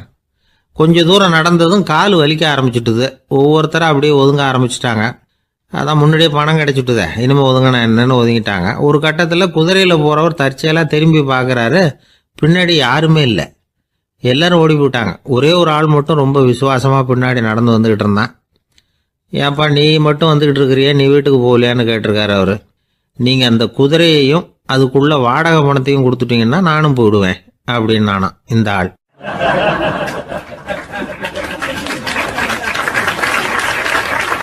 ஒரு ஊரில் ஒரு ஆள் இருந்தான். தையல் கடை வச்சுருந்தான். அவங்ககிட்ட ஒருத்தன் ஒரு சட்டை துணி எடுத்து கொடுத்து தைக்க சொல்லியிருந்தான். வர்ற சனிக்கிழமை வா வந்து வாங்கிட்டு போ அப்படின்னு அவன் சொல்லியிருந்தான். அதே மாதிரி இவன் வந்தான். அவன் தச்சு வச்சிருந்த சட்டையை கொடுத்தான். இவன் வாங்கி அங்கேயே போட்டு பார்த்தான். கை நீளம் ஒன்றுக்கு ஒன்று வித்தியாசமாக இருந்தது. வலது கை இடது பக்கத்தை விட நீளம் குறைச்சலாக இருந்தது. அவன் முணுமுணுக்க ஆரம்பிச்சுட்டான். என்ன இது இப்படி தைச்சுட்டியேன்னு. இதுக்கு அவன் சொன்னான், ஐயையோ இதுக்காகவா சங்கடப்படுறீங்க, வலது கையை மட்டும் கொஞ்சம் உள்ள இழுத்தாப்புல வச்சுக்கிட்டீங்கன்னா சரியா போகுது. மற்றபடி அந்த சட்டையில் உள்ள கலை அம்சத்தை கவனிங்க. எவ்வளோ அற்புதமாக தைச்சிருக்கேன் பாருங்க. ஒரு சின்ன குறைய வந்து இப்படிலாம் பொருட்படுத்த வேண்டியதில்லை. நான் சொன்னது மாதிரி கையை கொஞ்சம் உள்ள இழுத்தது மாதிரி வச்சுக்கிட்டு நடந்து போங்க, ஜோராக இருக்கும் அப்படின்னா. அவனும் யோசிச்சு பார்த்தான். சரியான யோசனையாக தான் தோணுச்சு. கொஞ்சம் முயற்சி பண்ணி வலது கையை கொஞ்சம் உள்ள இழுத்து சட்டை சரியாக இருக்கிறது மாதிரி பண்ணிக்கிட்டான். இப்போ மறுபடியும் ஒரு பிரச்சனை. வலது கையை உள்ள இழுத்த மாதிரி அப்படியே வச்சுக்கிட்டதும் முதுகு பக்கம் கொஞ்சம் துணி தளர்த்தியாக தொங்குறது மாதிரி தெரிஞ்சது. என்ன இது முதுகு பக்கம் துணி குவிஞ்சுட்டுதே தொங்குதே அப்படின்னா மறுபடியும், அடடா இதுக்காகவா கவலைப்படுறீங்க, உடம்ப அதுக்கு தகுந்த மாதிரி கொஞ்சம் வளைச்சிக்கிட்டா சரியா போடுது. இதுக்காக அந்த அழகான தையலை பிரித்து அதில் உள்ள கலை அம்சத்தை கெடுக்கிறதுக்கு என் மனசு இடம் தரல.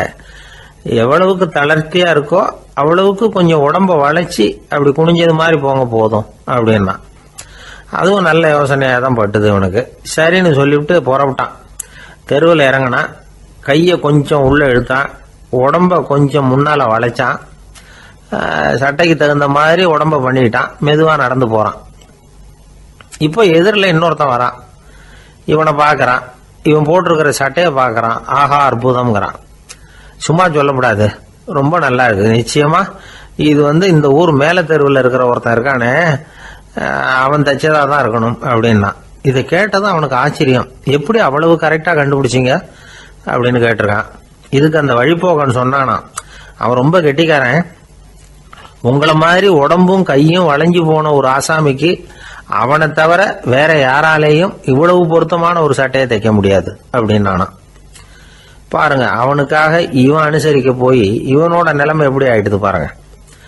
இதே மாதிரி தான் சில சடங்குகளும் சம்பிரதாயங்களும் நம்மளை வந்து கோமாளி ஆக்கி விட்டுரும். எதுவாக இருந்தாலும் அதில் வந்து அறிவுபூர்வமான அணுகுமுறை அவசியம். ஒரு நர்ஸ் அவசரமாக ஓடி வந்து டாக்டர் கிட்ட சொல்லிச்சான், டாக்டர் ஒரு தப்பு நடந்து போச்சு, 10ஆம் நம்பர் பெட்ல இருக்கிற பேஷண்ட்டுக்கு காலில் ஆபரேஷன் பண்றதுக்கு பதிலாக கையில் ஆபரேஷன் பண்ணி விட்டீங்க. கை ஆபரேஷன் பண்ணிக்க வேண்டிய ஆள் 7ஆம் நம்பர் பெட்ல இருக்கார் அப்படின்னு தான். அதுக்கு ஒரு பதட்டப்படாம சொன்னாராம், பரவாயில்ல இவரை தூக்கி 7ஆம் நம்பர் பெட்ல போட்டுரு அப்படின்னாராம்.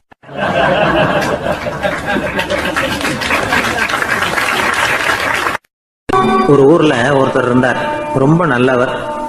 யாருக்காவது ஏதாவது கொடுத்துக்கிட்டே இருப்பார், கொடையாளி. தினமும் யாராவது ஒருத்தருக்கு ஏதாவது கொடுக்கலன்னா அவருக்கு தூக்கம் வராது, அப்படி ஒரு பழக்கம். அது மட்டும் இல்லை, அவர் கொடுக்கறது அடுத்தவங்களுக்கு தெரியாது, அவ்வளவு ரகசியமா அதை கொடுப்பார். வலது கை கொடுக்கறது இடது கைக்கு தெரியக்கூடாதுன்னு சொல்லுவாங்கல்ல, அது மாதிரி அவர்.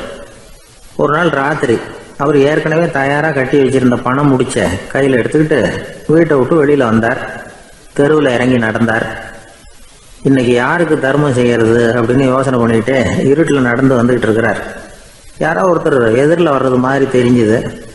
உடனே அவர் கிட்ட போனார். தன்கிட்ட இருந்த பணம் முடிச்சு அவசரமா அவர் கையில திணிச்சுட்டு திரும்பி வந்துட்டார். அப்பாடா, ஒரு வழியா யாருக்கும் தெரியாம இன்னைக்கு தர்மம் பண்ணியாச்சு அப்படிங்கிற மகிழ்ச்சி, மன நிறைவு அவர் முகத்துல. நிம்மதியா தூங்கினார். அப்புறம் எழுந்திரிச்சார். மறுநாள் காலையில ஊரு பூரா ஒரே பேச்சு. என்ன பேச்சுன்னா, நேற்று ராத்திரி ஒரு திருடன் கையில யாரோ பணத்தை கொடுத்துட்டு போயிருக்கிறாங்க அப்படின்னு எல்லாரும் பேசிக்கிட்டு இருக்கிறாங்க. இதை கேள்விப்பட்டதும் அந்த பெரியவருக்கு ரொம்ப வருத்தமா போச்சு. அடடா, போயும் ஒரு திருடனுக்கா உதவி பண்ணியிருக்கிறோம், பிரயோஜனம் இல்லாம போட்டுதே அப்படின்னு நினைச்சார். சரி, இன்னைக்கும் யாருக்காவது உதவி பண்ணணும் அப்படின்னு முடிவு பண்ணினார். ராத்திரி நேரம் வந்தது. இவர் வழக்கம் போல தெருவில் இறங்கி நடந்தார். கையில பணம் முடிச்சு. எதிரில் ஒரு பெண் உருவம் மங்கலா தெரிஞ்சது. இவர் உடனே அந்த பெண் கிட்ட பணத்தை கொடுத்துட்டு திருப்தியா திரும்பி வந்துட்டார். மறுநாள் காலையில ஊர் பூரா என்ன பேசிக்கிட்டாங்க தெரியுமா? நேற்று ராத்திரி நெறி தவறி நடக்கிற ஒரு பெண்ணின் கையில யாரோ பணத்தை வச்சுட்டு போயிருக்கிறாங்க அப்படின்னு எல்லாரும் பேசிக்கிறாங்க. அடடா, இன்னைக்கும் தவறுதலா நடந்து போச்சு அப்படின்னு ஒரு வருத்தப்பட்டார். இருக்கட்டும், இன்னைக்கும் ஏதாவது தர்மம் பண்ணுவோம் அப்படின்னு நினைச்சுக்கிட்டாரு.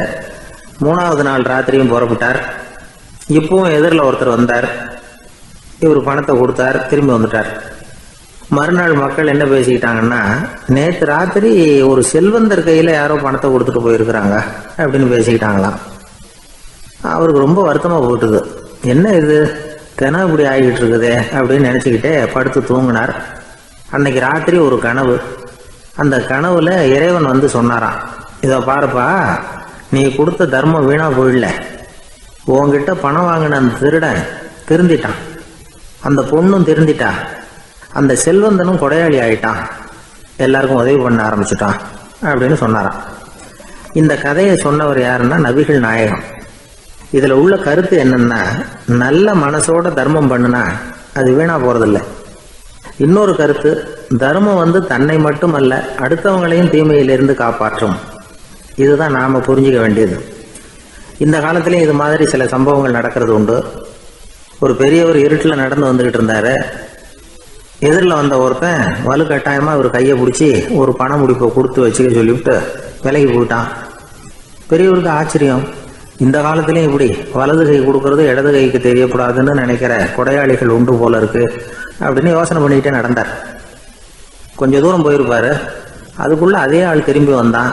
கொடுத்த பண முடிப்பை திருப்பி கொடுங்க அப்படின்னு கேட்டு வாங்கிட்டான். இவருக்கு ஒன்றும் புரியல. ஏன் இப்படி பண்றேன்னார். அது ஒன்றும் இல்லைங்க, கொஞ்ச நேரம் இதை உங்ககிட்ட கொடுத்து வச்சிருந்தேன், அவ்வளவுதான் அப்படின்னா. ஏன்னு கேட்டார். என்னை பின்னாடி போலீஸ் தேடிக்கிட்டு வந்துகிட்டு இருக்குது, அதுதான் அப்படி பண்ணேன், இப்போ போயிட்டுது, இனிமே ஒன்றும் பயம் இல்லை அப்படின்னு சொல்லிவிட்டு அவன் பாட்டுக்கு நடந்து போறான்.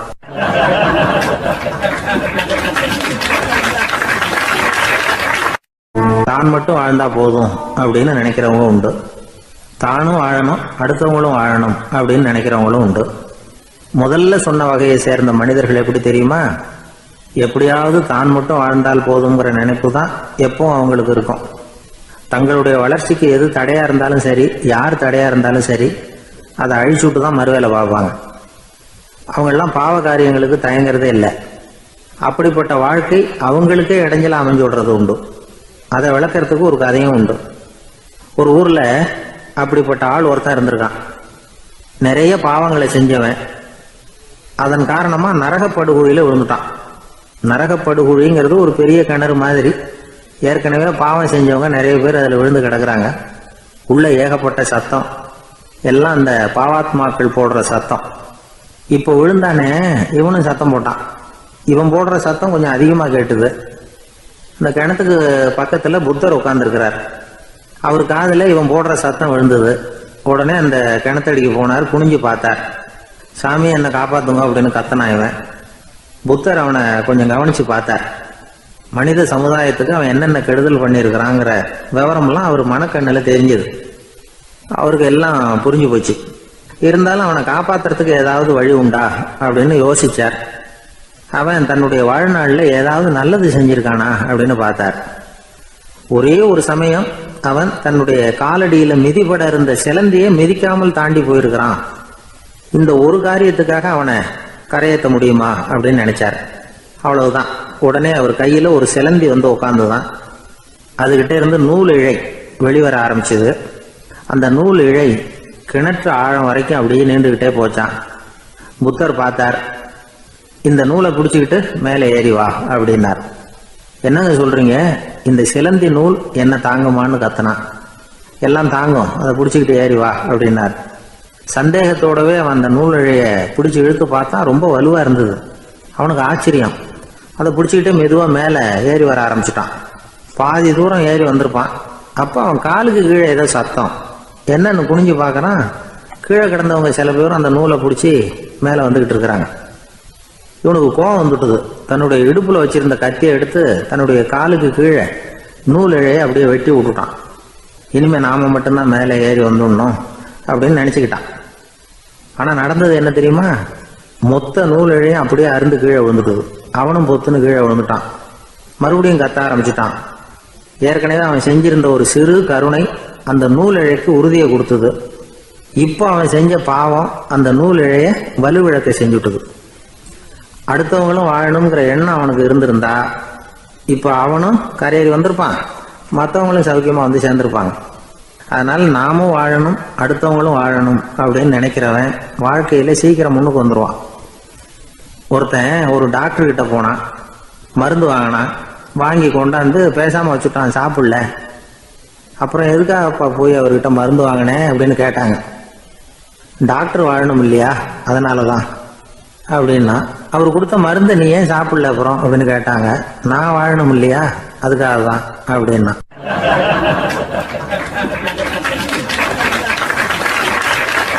அவர் ஒரு பெரிய குடும்பத்துல பிறந்தவர். இருக்கிற சொத்துக்கள் எல்லாத்தையும் வாரி வழங்கி விட்டு காட்டுக்கு புறப்பட்டார் தவம் செய்யறதுக்காக. இருந்தது ஊராவும் கொடுத்துட்டார். இனிமே எதுவுமே இல்லை கொடுக்கறதுக்கு. அப்போ கடைசியா ஒருத்தன் வந்து கையை நீட்டினானா, ஐயா ஏதாவது கொடுங்கன்னு இருக்கான். அவர் பார்த்தார். கட்டியிருக்கிற வேட்டியை தவிர வேற எதுவுமே இல்லை. 8 முழம் பட்டு வேட்டி ஜரிகை கரையோடு இருக்குது. கடைசியா அதை தான் எடுத்துக்கிட்டு அவர் புறப்பட்டு இருக்கார். அவர் பார்த்தார். எதிரில் அவன் பரிதாபமா நின்றுட்டு இருக்கிறான். அந்த 8 முழ வேட்டியை 2ஆ கிழிச்சார். 4 முழத்தை அவங்ககிட்ட கொடுத்தாரு. மீதி 4 முழத்தை தன்னுடைய இடுப்புல கட்டிட்டு அவர் காட்டுக்கு போயிட்டார். இவன் என்ன பண்ணான் தெரியுமா? கையில கிடைச்ச 4 முழத்தை எடுத்துக்கிட்டு கடை வீதிக்கு போனான். பழைய பட்டு வேட்டி ஜருகை இதெல்லாம் விலைக்கு வாங்குற வணிகர் ஒருத்தர் இருக்கார். அவர்கிட்ட போனான். இதை விலைக்கு எடுத்துக்கிறீங்களா அப்படின்னு கேட்டிருக்கான். அவர் வாங்கி பார்த்துருக்கார்.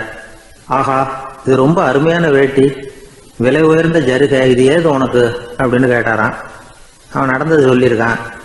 அப்படின்னா ஒன்று செய்ய, இந்த வேட்டியோட இன்னொரு பாதியையும் மெதுவாக வாங்கிட்டு வந்துரு, உனக்கு நிறைய பணம் தர்றேன் அப்படின்னாரான் அந்த வணிகர். இவன் கொஞ்சம் யோசனை பண்ணி பார்த்தான். கொஞ்சம் இருங்கத்தை வந்துடுறேன் அப்படின்னு சொல்லிவிட்டு நேராக காட்டுக்கு போனான். அவர் எங்கே இருக்காருன்னு தேடி கண்டுபிடிச்சான். அவர் ஒரு இடத்துல தவக்கோலத்தில் இருக்கிறார். கட்டியிருந்த இடவேட்டியும் அவர் அறியாமல் நழுவி கீழே விழுந்து கிடக்குது. இவனுக்கு ரொம்ப வசதியாக போச்சு. அவரை கேட்க வேண்டிய அவசியமே இல்லை. மெதுவாக சத்தம் போடாமல் அடி மேலே அடி வச்சு நெருங்கினான். அவர் கண்ணை மூடிக்கிட்டு அவர் பாட்டு நின்றுட்டு இருக்கிறார். இவன் மெதுவாக போய் கீழே கிடந்த அந்த துணியை எடுத்துக்கிட்டு சத்தம் போடாமல் திரும்பி நடந்தான். ஒரு 2-3 அடி எடுத்து வச்சிருப்பான். அப்படி ஓட ஆரம்பிக்கிற சமயத்தில் அவன் காலில் கீழே கிடந்த முள்ளு ஒன்று நறுக்குன்னு தச்சு விட்டுது. வலி தாங்க முடியாமல் அம்மான்னு கத்தியிருக்கான். இந்த சத்தத்தினால கண்ணை மூடி நின்றுகிட்டு இருந்த அவரோட தவம் கலைஞ்சது. மெல்ல கண்ணை திறந்து பார்க்கிறார். தன் இடையில இருந்த வேட்டி அவன் கையில் இருக்கு. இப்போ அவர் நினைக்கிறார், என்ன நினைக்கிறாருன்னா, இந்த வேட்டி மீது நான் வைத்த ஆசையல்லவா அவனை திருடனாக ஆக்கி விட்டது அப்படின்னு நினைச்சாராம். இந்த வேட்டி மேல நாம வச்ச ஆசை அவனை திருடும்படி ஆக்கி விட்டதே அப்படின்னு நினைச்சாராம். இது எப்பேற்பட்ட மனநிலை அப்படிங்கிறத கொஞ்சம் யோசனை பண்ணி பாருங்க. தான் ஒரு பொருள் மேல வச்ச பற்று இன்னொரு மனிதன் திருடனாக ஆகிறதுக்கு காரணம் ஆயிட்டுதேன்னு நினைக்கிறார். அப்படி நினைச்ச அந்த பெரியவர் யார் தெரியுமா? அவர் தான் மகாவீரர். இழந்துட்டேங்கிறிய, நீ என்னத்தை கொண்டுகிட்டு வந்த எங்க இழந்துடுறதுக்கு? நீ என்னத்தை உண்டாக்குன இது அழிஞ்சுட்டுதுன்னு சொல்றதுக்கு? இதுதான் அவருடைய சிந்தனை. இன்றைக்கு நம்ம சிந்தனையெல்லாம் வேற மாதிரி இருக்குது. ஒருத்தன் நடுத்தருவில் உட்காந்து அழுதுகிட்டு இருந்தான். அந்த வழியா வந்தவர் ஒருத்தர், ஏன்பா அழறேன்னு கேட்டாராம். 5 ரூபா சார், இந்த இடத்துல விழுந்துட்டுது, ரொம்ப நேரமா தேடுறேன், கிடைக்காது போல இருக்கு அப்படின்னு சொல்லிவிட்டு அழறான். எப்போ தொலைஞ்சதுன்னு கேட்டாராம் அவரு. அது எனக்கு தெரியாது சார், பணத்தை தொலைச்சவன் தேடி பார்த்துட்டு போயிட்டான், நான் அவனுக்கு பின்னாடி தேட வந்தவன் அப்படின்னு நானா இவன்.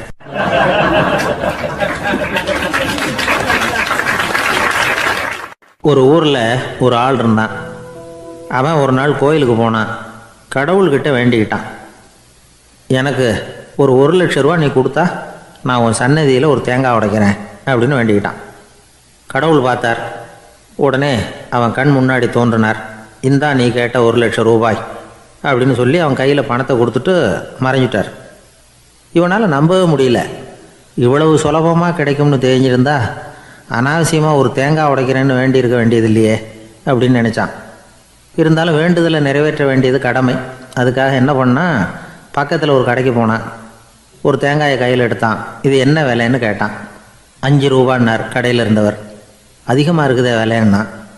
அப்படின்னா ஒன்று செய்யுங்க, அடுத்த ஊருக்கு போங்க, அங்கே தென்னந்தோப்பு அதிகம், அதனால் அங்கே இதை விட குறைஞ்ச விலைக்கு கிடைக்கும் அப்படின்னார். சரின்னு அடுத்த ஊருக்கு கிளம்புனான். அங்கே போய் விசாரித்தான். ஒரு தேங்காய் 3 ரூபாய் விலைன்னாங்க. இதுவும் அதிகமாக தெரியுதேன்னா. அப்படின்னா ஒன்று செய்ய, அதோ அந்த ஆற்று ஓரமாக ஒரு தென்னை மரம் இருக்கு பார், அதில் நீயே ஏறி பறிச்சுக்கோ, ஒரு தேங்காய்க்கு 1 ரூபா கொடுத்தா போதும் அப்படின்னார் அந்த தோப்புக்கு சொந்தக்காரரு. இவனுக்கு மரம் ஏற தெரியாது, இருந்தாலும் ஆசை யாரை விட்டுது, விலை சல்லிசாக இருக்குதே.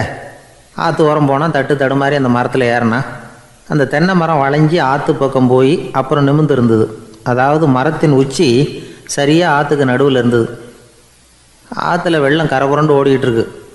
இவன் கடவுள் கொடுத்த 1,00,000 ரூபாயை மடியில் வச்சு இறுக்கி கட்டிக்கிட்டான். உச்சிக்கு போய் காய் பறிக்கிற சமயத்தில் காற்று மழையும் பலமாக கலந்து அடிக்க ஆரம்பிச்சுட்டுது. கால் வழுக்கி விட்டுட்டுது. இவன் சடார்னு ஒரு தென்னை மட்டையை பிடிச்சிக்கிட்டு தொங்க ஆரம்பிச்சிட்டான். கீழே பயங்கரமான வெள்ளம், மடியில் 1,00,000 ரூபா பணம், என்ன செய்கிறதுன்னு தவிக்கிறான். இந்த சமயம் கரையில் ஒரு யானை பாகன் யானையை குளிப்பாட்டிக்கிட்டு இருக்கிறான். அது அவன் கண்ணில் பட்டுது. ஐயா ஒரு உதவின்னு கத்துனான். அவன் என்ன செய்யணும்னு கேட்டான்.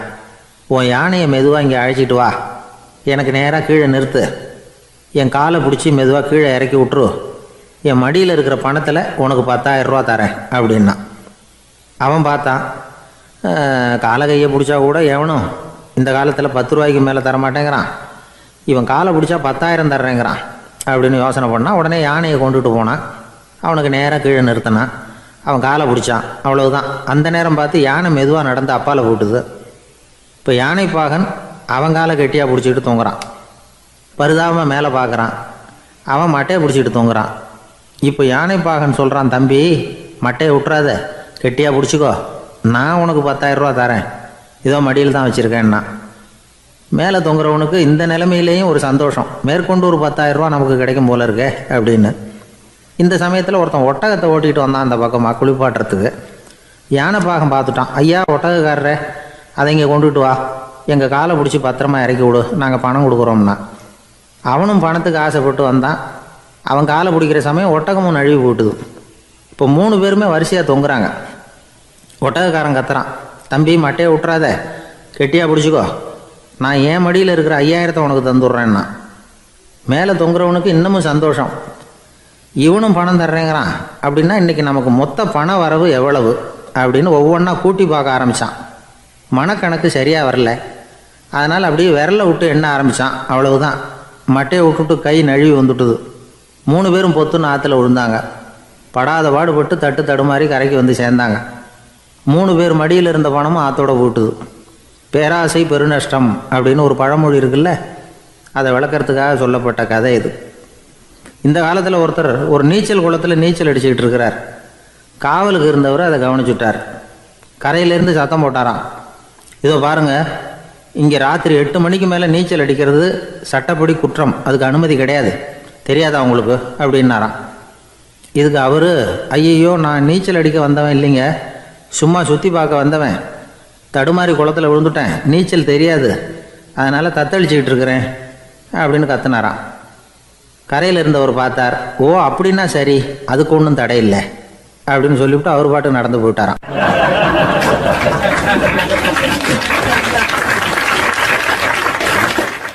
நம்மள மாதிரி ஒரு ஆசாமி அவன் நம்மள மாதிரியே கற்பனை பண்ணான். அதாவது நாம தான் இந்த உலகத்துல ரொம்பவும் கஷ்டப்படுறோம், மற்றவங்க எல்லாம் சந்தோஷமா இருக்கிறாங்க அப்படின்னு அவன் நினைச்சுக்கிட்டான். அவன் ஒரு நாள் கடவுளை வேண்டிக்கிட்டானான், சுவாமி, இந்த உலகத்துல எவ்வளவோ பேர் இருக்கிறாங்க, ஒவ்வொருத்தருக்கும் ஒவ்வொரு விதமான கஷ்டம் இருக்கலாம், ஒத்துக்கிறேன், இருந்தாலும் எனக்கு அது கொஞ்சம் அதிகமா இருக்கிறது மாதிரி தெரியுது, அதனால நீங்க எனக்காக ஒரு சின்ன உதவி செஞ்சா போதும். அது வேற ஒண்ணும் இல்லை, என்கிட்ட இருக்கிற துயரங்களை இன்னொருத்தர் யாருக்கிட்டையாவது கொடுத்துருங்க, அவர்கிட்ட இருக்கிற துயரங்களை என்கிட்ட மாத்தி கொடுத்துருங்க, ஒரு மியூச்சுவல் டிரான்ஸ்ஃபர், அவ்வளவுதான், அப்படி பண்ணிவிட்டா போதும் அப்படின்னு வேண்டிக்கிட்டானான். அன்னைக்கு ராத்திரியே அவன் ஒரு கனவு கண்டிருக்கான். வானத்திலிருந்து ஒரு குரல் கேட்டிருக்கு. அது என்ன சொல்லிச்சு தெரியுமா? ஏ ஜனங்களே, எல்லாரும் அவங்கவுங்க கஷ்டங்களை ஒரு பையில போட்டு எடுத்துக்குங்க, அப்படி எடுத்துக்கிட்டு நேரா இந்த ஊர் எல்லையில இருக்கிற கோயிலுக்கு வந்து சேருங்க அப்படின்னு அந்த குரல். ஆஹா, கடவுள் நம்ம பிரார்த்தனைக்கு செவி சாய்ச்சுட்டார் அப்படின்னு சந்தோஷப்பட்டான் இவன். உடனே என்ன பண்ணா, தன்கிட்ட இருந்த கஷ்டத்தையெல்லாம் ஒரு சாக்கு பையில போட்டு எடுத்துக்கிட்டான். வீட்டை விட்டு வெளியில வந்தான். தெருவில் இறங்கி நடக்கிறான். அங்க பார்த்தா ஏகப்பட்ட பேர் ஆளுக்கு ஒரு பைய தூக்கிக்கிட்டு கோயிலுக்கு போயிட்டு இருக்கிறாங்க. சில பேர் மூட்டையா கட்டி தலையில சுமந்துக்கிட்டு போயிட்டு இருக்கிறாங்க. இவன் பார்த்தான். இவனுக்கு ரொம்ப ஆச்சரியமா இருந்தது. ஏன்னா எல்லாரும் வச்சிருக்கிற பை இவன் பைய விட பெருசா இருந்தது. இவன் பை தான் இருக்கிறதுலயே கொஞ்சம் சின்னதா தெரிஞ்சது. இப்ப அவன் மறுபடியும் சாமியை வேண்டிக்கிட்டான், கடவுளே, இப்ப உள்ள சூழ்நிலையை கவனிச்சா என்கிட்ட இருக்கிற பைய பரவாயில்லன்னு தோணுது, அதனால வேற பை எதையும் மாத்த வேணாம், இதுவே பரவாயில்ல, இந்த பையோட திரும்பி வீட்டுக்கு போனா போதும்னு நினைக்கிறேன் அப்படின்னு ஏதோ நினைக்க ஆரம்பிச்சுட்டான் அவன். எல்லாரும் கோயிலுக்கு போய் சேர்ந்தாங்க. கோயில்ல அந்த குரல் மறுபடியும் கேட்டுது.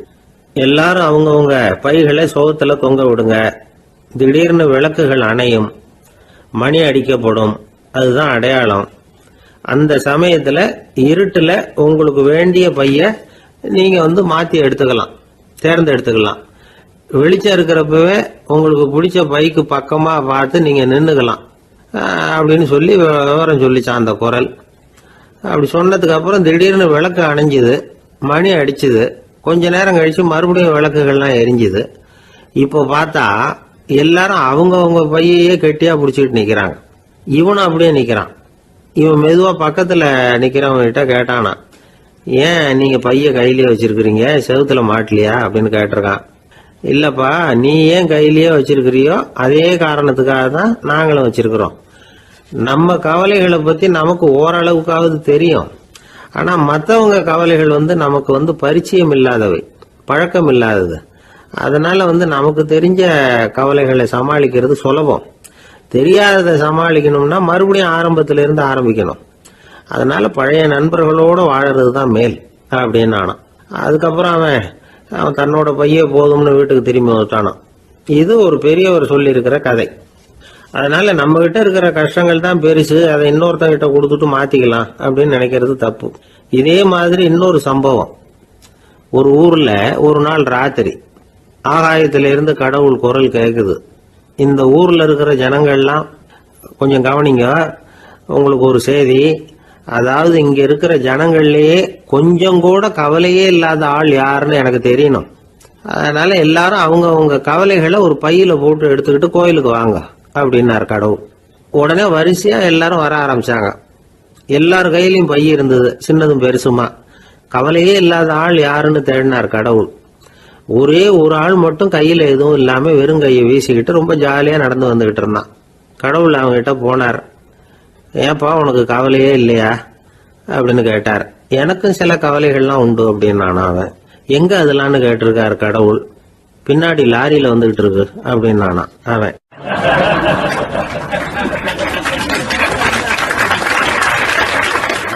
அசோக மன்னர் வந்துகிட்டு இருக்கார். அவருடைய ஆலோசகர்கள் எல்லாம் பக்கத்துல வந்துகிட்டு இருக்கிறாங்க. அந்த சமயத்துல எதிரில் ஒரு புத்த பிக்ஷு வர்றார். அசோகர் பார்க்கிறார். ஓடி போய் அவர் காலில் விழுந்து வணங்குறார். அசோக மன்னரின் தலை அந்த புத்த துறவியின் பாதத்துல பட்டுக்கிட்டு இருக்கு. பக்கத்துல நின்றுகிட்டு இருந்த அமைச்சருக்கு இது ரொம்ப சங்கடமா போச்சு. ரொம்ப வருத்தப்பட்டார். நம்ம அசோக சக்கரவர்த்தி எப்பேற்பட்டவர், அவரோட தலை ஒரு சன்னியாசியின் பாதத்துல படுறதா அப்படின்னு நினைச்சு ரொம்ப கவலைப்பட்டார். அரண்மனைக்கு திரும்பினதும் அமைச்சர் மெதுவா ஆரம்பிச்சார். அரசே, எனக்கு ரொம்ப வருத்தமா இருக்குது அப்படின்னார். எதுக்குன்னார் மன்னர். அசோக சக்கரவர்த்தியின் தலை, அதாவது அந்த சிரம், ரொம்ப மதிப்புமிக்க ஒன்று. அது ஒரு சன்னியாசியின் காலில் படலாமா அப்படின்னார். அசோகர் பதில் சொல்லல, சிரிச்சார், போயிட்டார். அதுக்கப்புறம் ஒரு சரியான சந்தர்ப்பத்துக்காக காத்துக்கிட்டு இருந்தார். ஒரு நாள் அமைச்சரை கூப்பிட்டார். எனக்கு 3 தலைகள் வேணும் அப்படின்னார். சொல்லுங்க, கொண்டுகிட்டு வரேன் அப்படின்னார் அமைச்சர். அசோகர் சொன்னார், முதல்ல எனக்கு தேவையானது ஒரு ஆட்டின் தலை, 2வது ஒரு புலியின் தலை, 3வது ஒரு மனிதனின் தலை. இதுதான் அசோகர் கேட்டது. எங்க இருந்தாலும் கொண்டு வாங்கன்னார். அமைச்சர் புறப்பட்டார். ஆட்டுத்தலை, புலித்தலை கிடைச்சிட்டுது. அப்புறமா ஒரு சுடுகாட்டுக்கு போய் ஒரு மனித தலையும் சேகரம் பண்ணிட்டு ராஜா கிட்ட வந்துட்டார். அரசே, உங்கள் ஆணைப்படி 3 தலைகளையும் கொண்டு வந்திருக்கிறேன்னார். அசோகர் பார்த்தார். ரொம்ப நல்லது, இப்ப இது 3ஐயும் எடுத்துக்கிட்டு போய் சந்தையில வித்துட்டு வாங்க அப்படின்னார். அமைச்சர் அதுகளை எடுத்துக்கிட்டு சந்தைக்கு போனார். முதல்ல ஆட்டுத்தலை நல்ல விலைக்கு வித்து போச்சு. நல்ல விலை கொடுத்து வாங்கிட்டு போட்டாங்க. அடுத்தபடியா புலி தலைய ஒருத்தர் வாங்கிட்டார். அதை பாடம் பண்ணி வீட்டில் மாட்டி வைக்கலாமே அப்படின்னு நினைச்சு அதையும் வாங்கிட்டு போட்டார். மனித தலையை மட்டும் வாங்கறதுக்கு யாரும் முன் வரல. எல்லாரும் அதை பார்த்துட்டு விலகி போக ஆரம்பிச்சாங்க. அமைச்சர் திரும்பி வந்தார். அரசே, இந்த தலையை மட்டும் யாரும் வாங்க மாட்டேங்கிறாங்க அப்படின்னார். சரி, பரவாயில்ல, இதை இலவசமாவே எனாமாவே யாருக்கிட்டையாவது கொடுத்துட்டு வந்துருங்க அப்படின்னார். அமைச்சர் மறுபடியும் சந்தைக்கு போனார். இதை இலவசமா தரேன், இதை வாங்கிக்கோங்க அப்படின்னார். அப்பவும் அதை யாரும் வாங்கிக்கிறதுக்கு தயாரா இல்லை. மறுபடியும் திரும்பி வந்து மன்னர்கிட்ட விவரத்தை சொன்னார். இப்போ மன்னர் சொல்றார், அமைச்சரே, உயிர் இருக்கிற வரைக்கும் தான் இந்த தலைக்கு மதிப்பு. ஜீவன் போனதுக்கு அப்புறம் அதோட மதிப்பும் போயிடுது. அதனால மதிப்பு இருக்கும் பொழுதே பெரியவர்கள் பாதம் பணிந்து அந்த புனிதத்தை பெற்றுக்கொள்ளணும் அப்படின்னார். பணிவுங்கிறது வேற, அடிமைத்தனம்ங்கிறது வேற. பெரியவர்களை பணிவது நமக்கு பெருமை தரக்கூடிய விஷயம். இதை மனசுல வச்சுக்கிட்டு எப்போ காலில் விழணும், எப்போ காலில் விழக்கூடாது அப்படிங்கிறத முடிவு பண்ணிக்கணும். ஒரு சாதாரண ஆள் நடந்து வந்துகிட்டு இருந்தார். எதிரில் வந்த ஒரு பெரிய மனுஷன் ஓடி போய் அவர் காலில் விழுந்து தன்னுடைய தலையை அவர் பாதத்தில் கொண்டு போய் வச்சார். கொஞ்ச நேரம் கழிச்சு எழுந்திரிச்சு வந்துட்டார். வந்த பிறகு இவரை கேட்டேன், ஏன் திடீர்னு ஓடி போய் அந்த ஆளு காலில் விழுந்தீங்க அப்படின்னு. அவர் போட்டிருக்கிறது என்னோட காணாம போன செருப்பான்னு கண்டுபிடிக்கிறதுக்காக அப்படி விழுந்தேன் அப்படின்னார்.